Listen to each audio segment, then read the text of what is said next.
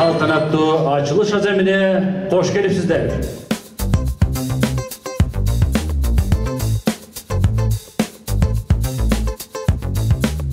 Кыргыз улуттук музейибиз өз каалгаларын эшигин бардык мекендештерге конокторго ачкан турат. Өткөндү билбей туруп келечекке умтулуунун өзү бекерге.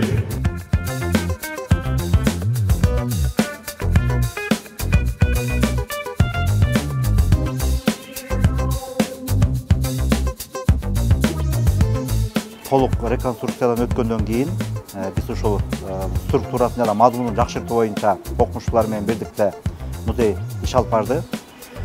Эми биз бүгүнкү күндө Кыргызстандын жана кыргыздардын тарыхын байыркы доордон бүгүнкү 21-жылга чейинки эгемендүүлүккө чейинки тарыхын толук көрө алабыз.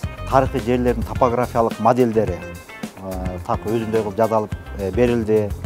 Атайын байыркы көрүнүштөрдүн макеттери булар ошол көргөзмөнү андан дагы адамдарга жеткиликтүү бериш үчүн чыгарылды.